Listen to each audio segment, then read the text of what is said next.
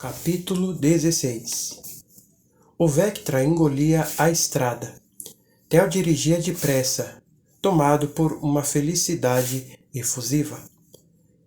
Clarice dormia no banco do carona, sem algemas ou mordaça. Antes de partirem, ele tinha guardado as malas no bagageiro e devolvido a aliança ao anular direito dela. Clarice ficava mais bonita daquele jeito, noiva. Ele esfregou os olhos, tentando se livrar das impregnações do álcool. Ainda estava meio tonto, mas o orgulho de si vencia o mal-estar. A vergonha por ter se despido diante dela havia se transformado em uma audácia que o convidava a seguir adiante. Lentamente, Clarice se abria para ele. Gostava dele. Era natural. Ela não tinha mais ninguém. Ele a alimentava, dava carinho e atenção. O mínimo que podia esperar em troca era aquele afeto sutil que logo ganharia vigor. Ele tinha certeza. No fim das contas, mesmo mulheres feministas e alternativas se rendem a um homem de verdade. O bom sexo é como uma troca. Antes mesmo de penetrar Clarice, algo que ele supunha desagradável a qualquer mulher, ele havia se preocupado em satisfazê-la. A expressão dela, entre o tempo e o deleite, desenhava a conquista. Agora, Clarice era outra pessoa. Não bebia excessivamente, não fumava, escrevia melhor. Tinham evoluído juntos. Havia algo de mágico no que estava fazendo. Arrumar malas, seguir um roteiro de cinema. Desvendavam a ficção e construía uma nova realidade. A realidade deles. Ele tomou as mãos de Clarice e as beijou. Os dedos pálidos estavam gelados e mereciam um novo brilho. Decidiu que compraria esmaltes no caminho.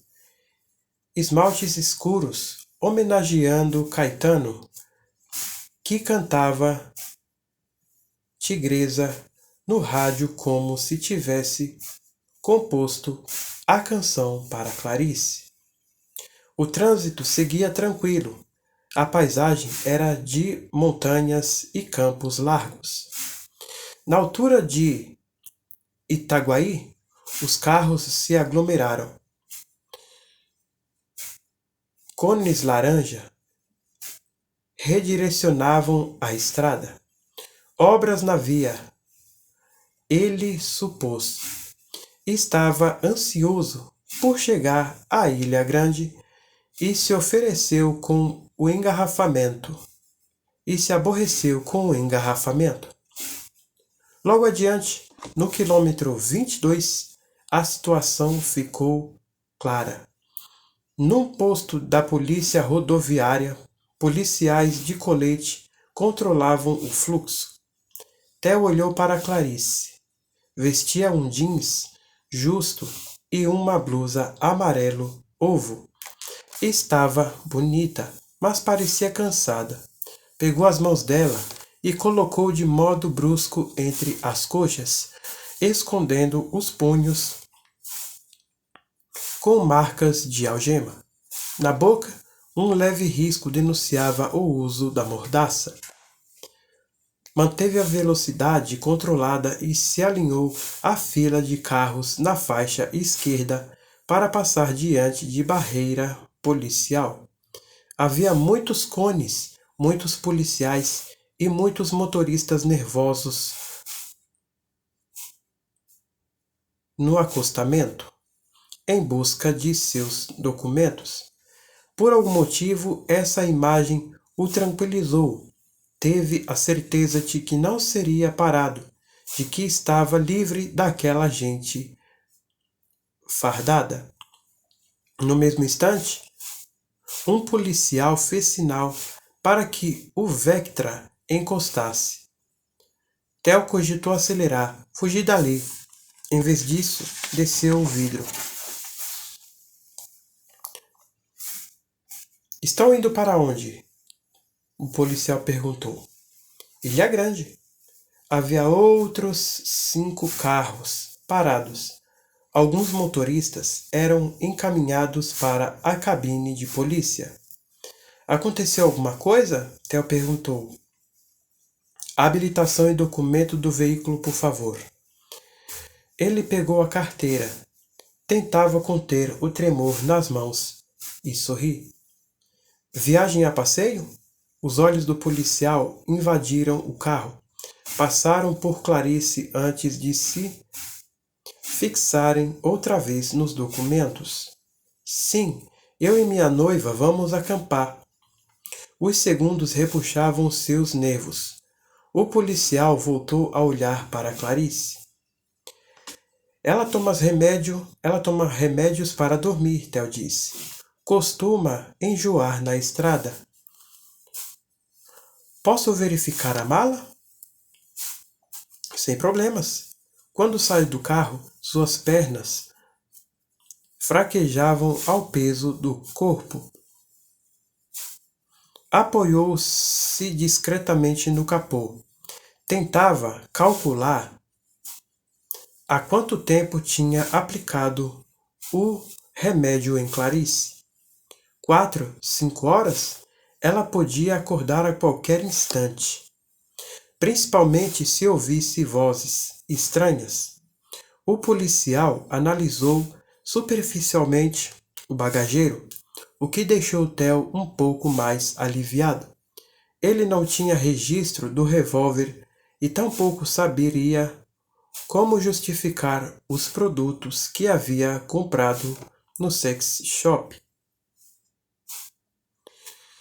Supôs que as duas, Samsonite cor-de-rosa, convencera o policial de que eram apenas um casal indo passar as férias em Ilha Grande. São muitas malas. Vão ficar quanto tempo? Mulheres são exageradas, você sabe. Ficaremos pouco. O Natal será em casa, junto com a família. O que tem no porta-luvas? A pergunta do policial, lançada de modo enfático, deixou Theo com a sensação de que desmaiaria. O que você deseja? No porta-luvas estava a valise com os pertences de Breno. Por que não tinha jogado fora? Ele se adiantou ao policial e abriu a porta do carona. Enfiou o corpo no carro, respirando a centímetros de Clarice. Entregou a valise.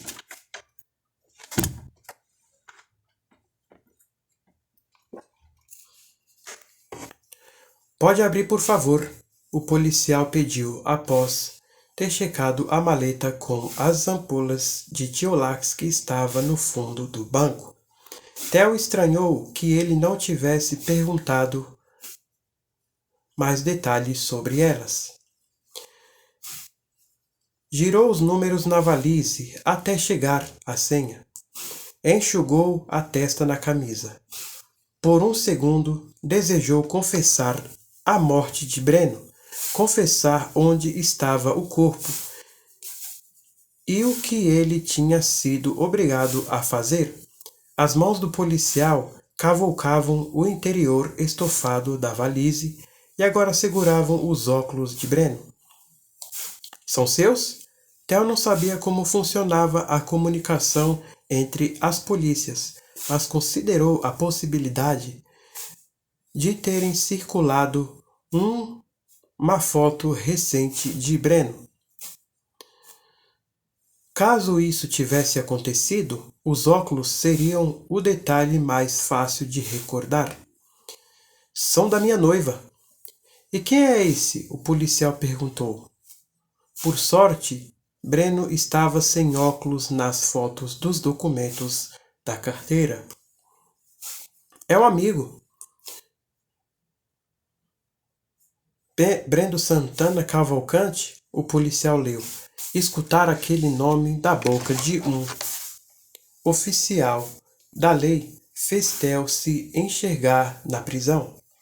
Viu Clarice transtornada, o dedo em riste para ele no tribunal. Quem está algemado agora?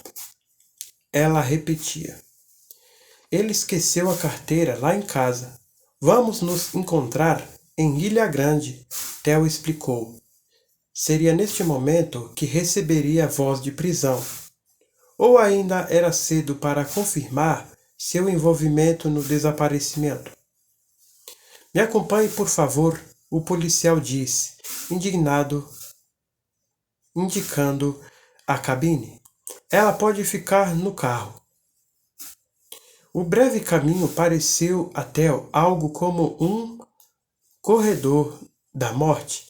Ainda que o sol de dezembro brilhasse no céu, ele sentiu o dia ficar cinzento e sombrio.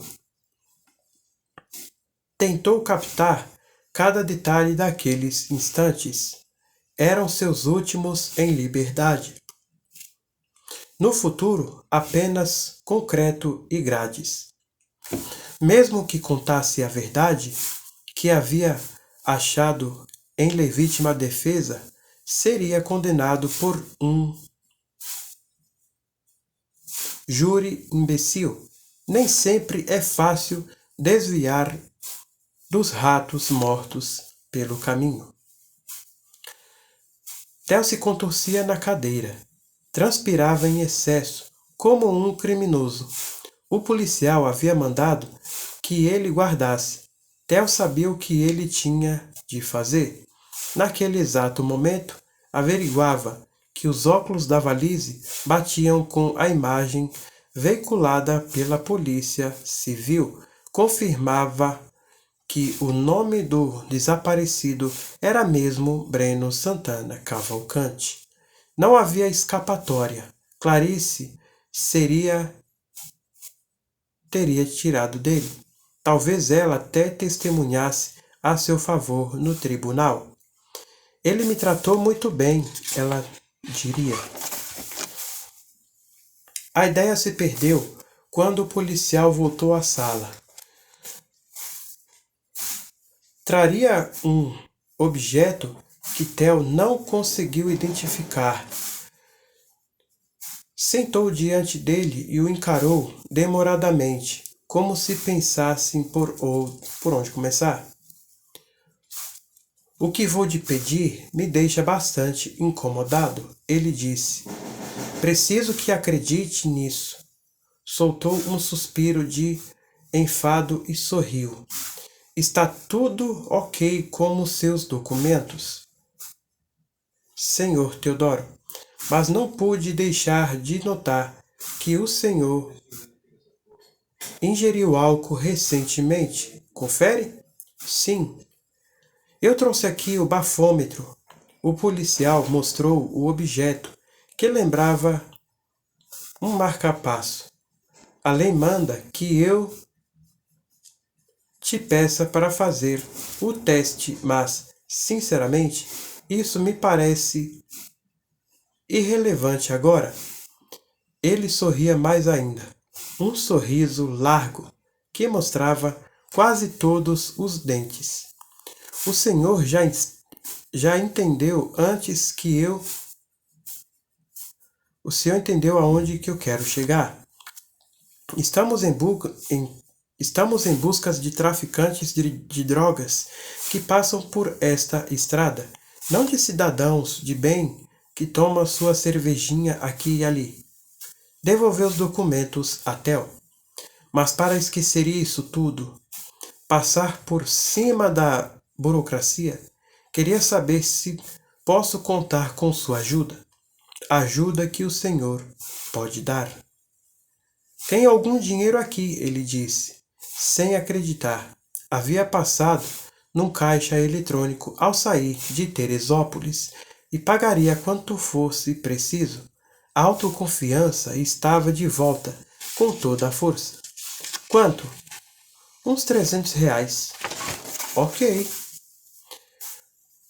O dinheiro foi transferido de mão com a descrição de crianças que trocam bilhetes secretos na sala de aula. Posso ir embora? Tudo está esquecido, o policial disse. Theo bateu a porta e escutou boa viagem através do vidro, mas não se virou para responder. Esperava que o policial tivesse realmente se esquecido de tudo, inclusive do nome dos óculos e da foto de Breno que havia encontrado na valise. Deixou Vectra num estacionamento próximo ao cais de Mangaratiba e pagou o valor de um mês de aluguel da vaga. A perspectiva de ficar 30 dias longe dos problemas desanuviou rapidamente o estresse da conversa com o policial rodoviário. Informou-se com o atendente e descobriu que não havia mais barcas para Ilha Grande naquele dia, mas uma escuna partiria dali a 1 hora. Aproveitou para sacar dinheiro no caixa eletrônico e comprar esmaltes para Clarice. Escolheu os mais caros, pois deviam ter melhores qualidade. Numa banca, comprou diferentes jornais do dia, desde os tradicionais até os mais sangrentos. Procurou alguma notícia sobre Breno. Não havia nada. Perguntou ao jornaleiro se ele ainda tinha exemplares do dia anterior, mas a resposta foi negativa. Voltou ao carro quando faltavam 10 minutos para a escuna partir.